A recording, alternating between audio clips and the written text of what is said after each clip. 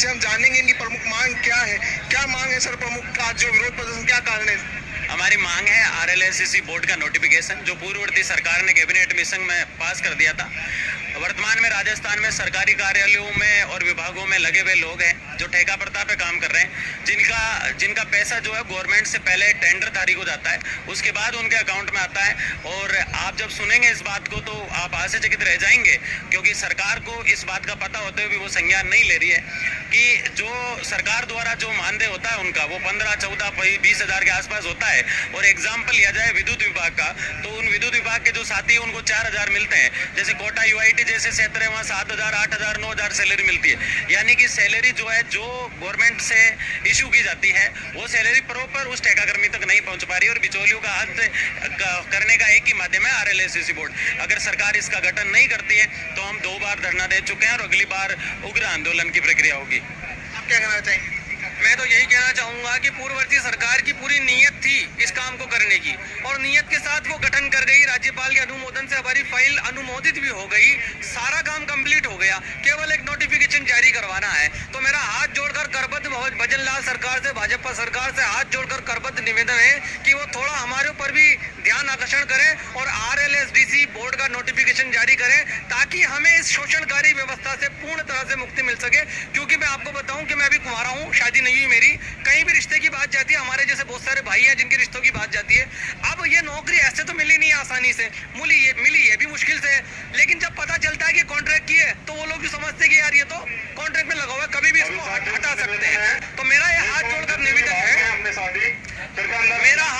निवेदन है कि RLSCC बोर्ड का नोटिफिकेशन जल्द से जल्द जारी करवाएं, ताकि हमें इस शोषणकारी व्यवस्था से मुक्ति मिल सके।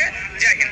देखिए किस प्रकार से ये शोषण के खिलाफ आवाज उठा रहे हैं। एक सबसे बड़ा मुद्दा है सैलरी का, जो सैलरी है वो यहाँ नहीं पहुँच पाती है, बीच में बिचौलियों के पास चली जाती है। मैम क्या कहना चाहेंगे? कई महिलाएं भी यहाँ मौजूद है, उनसे भी जानना चाहेंगे कि वो क्या कहती है। मैम हमारी आगे सरकार से जो हमारी सैलरी आती है 18 से 20 हजार के बीच के अंदर, और हमारे को दी जाती है 5 हजार, क्योंकि हमारे को न तो 4 छुट्टियां मिलती है। अगर हम किसी दिन हमें किसी जरूरी कार्य के खातिर हम छुट्टी भी करते हैं तो हमारी उसी दिन की सैलरी काट ली जाती है। जो ये सिर्फ 26 दिन की हाजिरी देते हैं, और मैं 15 साल से चिकित्सा विभाग से जुड़ी हुई हूँ। देखिए तमाम जो विभाग हैं उनके ठेका कर्मियां मौजूद हैं और अपनी सैलरी को लेकर और कई तमाम मांगों को लेकर यहाँ विरोध प्रदर्शन कर रहे हैं। और इनका कहना है कि ठेका प्रथा जल्द से जल्द बंद हो, और इसके लिए और भी हमारे साथ कई यहाँ पे मौजूद है। सर आपका क्या मेन मांग क्या है? हमारा और हमारे जो जितने भी संगठन पूरे राजस्थान के यहाँ सब एक जगह हुए हैं इकट्ठा, हमारी सबकी एक ही मांग है, RLSCC का गठन होना चाहिए, ताकि हमें ठेकाकर्मी की जो समस्या है उससे मुक्ति मिले। क्योंकि हमारी जो ESI PF की जो राशि रहती है वो समय पर जमा नहीं की जाती, जिससे हमें जो सरकार, केंद्र सरकार, राज्य सरकार की जो लाभ है वो उनसे हमें वंचित रखा जाता है। तो मेरा निवेदन है कि आज किसी भी स्थिति में इस प्रकार की जो घोषणा है, क्योंकि सब जगह से जो सिग्नेचर है, फाइल है, वो सारे कंप्लीट हो चुके हैं और अभी तक इसका गठन नहीं किया गया। अगर समय पर इसका गठन नहीं होता है तो आने वाले उपचुनावों में इसकी हम पूरी ताकत से इसका विरोध करेंगे और ये बताएंगे कि ठेकाकर्मी जो 3 लाख परिवार है वो किसी से कम नहीं है। तो मेरी सरकार से इस मीडिया के माध्यम से मैं पहुँचाना चाहूँगा अपनी बात कि आप ये जो इसीलिए हम अपनी बात मान रहे हैं। और हमारे सरकार से फिर से मैं निवेदन करना चाहूँगा, अब मीडिया बंधुओं के साथियों से मेरा निवेदन है कि सरकार तक हमारी बात पहुँचाए, क्योंकि हमारी बात सरकार तक पहुँचे। और क्योंकि ये पहले से ही चलती आ रही है और ये अगर लगातार चलती रहेगी, जो मानव संसाधन है, ये व्यक्ति विशेष है, और क्योंकि ठेकेदारों ने अपनी एक तरह से दादागिरी चला रखी है, किसी को भी हटा देते हैं, बार बार हमें कोर्ट का सहारा लेना पड़ता है, फिर न्यायालय की शरण में जाकर हम वापस अपनी आपको वापस कार्यालय में लाते हैं। तो इसलिए मेरा निवेदन है कि जो आप है ना, जो हमारी बात को पहुँचाएं, और कर्मचारी जो एक ही मांग है हम सबकी, अलग अलग जगह से हम संगठन से आए हुए 3 लाख से ज़्यादा हमारी संख्या है, और निश्चित रूप से RLSCC की जो मांग है उस मांग को जल्दी से जल्दी पूरा किया जाए। देखिए तमाम जो संगठनों से यहाँ कर्मचारी आए हुए हैं, इनकी सबसे बड़ी प्रमुख मांगे हैं वो ये लेके आई हुई है। सर क्या और आपकी मुख्य मांग है इसको लेकर?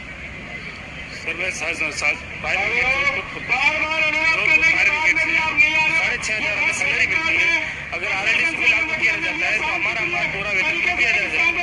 अगर प्रतिदिन का देखें तो हमें 216 रुपये दिए जाते हैं, 216 रुपये हमें दिए जाते हैं। अगर हम छुट्टी लेते हैं तो हमारे 500 रुपये काट दिए जाते हैं, और 24 घंटों के हमें 6,500 ही दिए जाते हैं।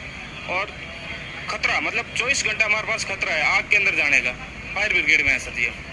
देखिए तमाम जो विभाग हैं वहाँ से कर्मचारी आए हुए हैं, अब ये बोल रहे हैं कि इनके तमाम जो संगठन है उनके कर्मचारी यहाँ आए हुए हैं। और यहाँ पे हमारे साथ जो प्रदेश अध्यक्ष हैं गजेंद्र सिंह राठौड़ वो भी मौजूद है। उनसे जानते हैं कि प्रमुख मांगे क्या है और किस लिए विरोध प्रदर्शन यहाँ किया जा रहा है, एक दिवसीय जो विरोध प्रदर्शन। सर क्या प्रमुख मांग है, क्या है? राजस्थान विधानसभा में 2023 के बजट घोषणा के अनुसार ये जो RSLDC के तहत जो रेक्सो की तर्ज पर RSLDC का गठन किया जाना था और उस गठन का करीब कैबिनेट में स्वीकृति भी हो गई और राज्यपाल के यहाँ से अनुमोदन भी हुआ बताया, परंतु अभी तक इसकी अधिसूचना जारी नहीं हुई। और जब से RSLDC का गठन हुआ उसके बाद से कर्मचारी जो ये ठेके के कर्मचारी इनके साथ बड़ा शोषण किया जा रहा है ठेकेदारों द्वारा।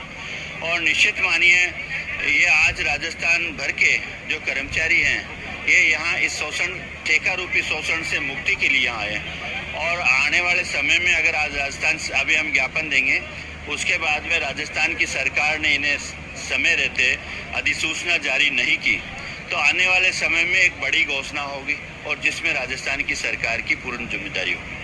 शोषण की बात आप कर रहे हैं तो मुख्य बिंदु शोषण है, तो शोषण किस प्रकार से इनका किया जा रहा है, क्या शोषण, कैसे, किस प्रकार शोषण?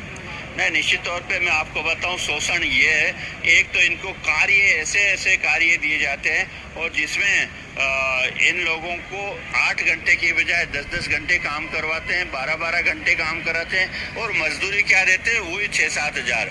दूसरा ये है कि राजस्थान की सरकार से ठेका छूटता है 17,200 में और इनको दिया जा रहा है 7,000, 8,000।